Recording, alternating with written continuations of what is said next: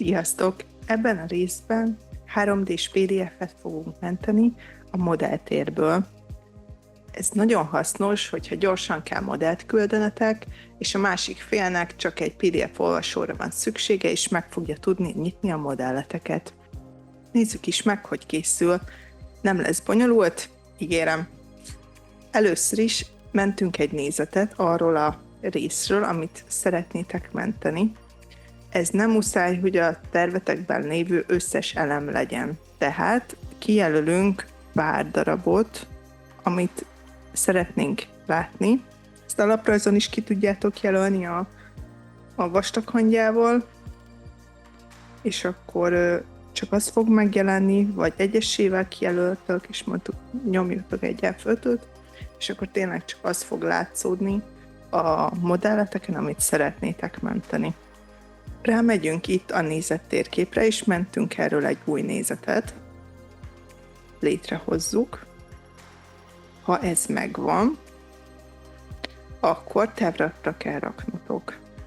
Ide csinálok gyorsan egy új tervlapot.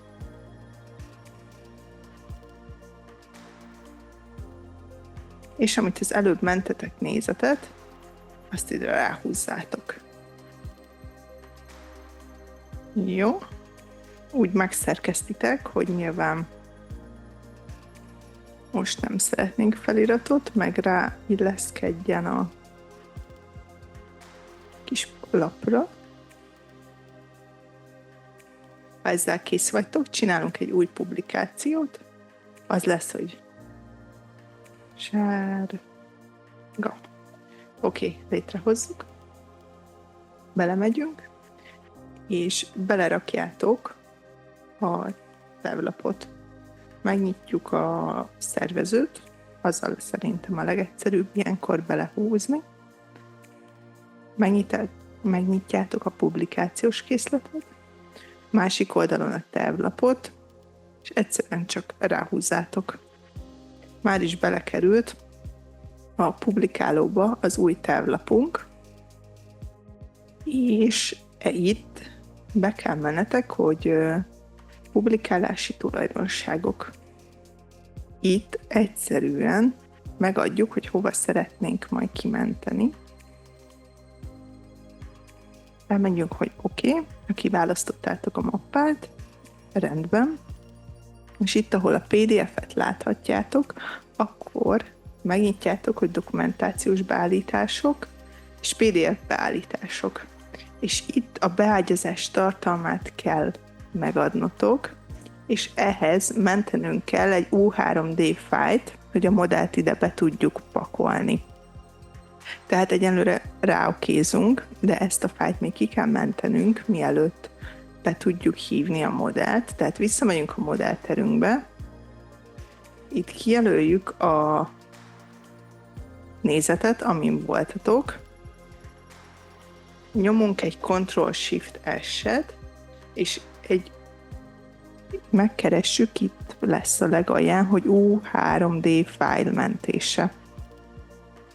Itt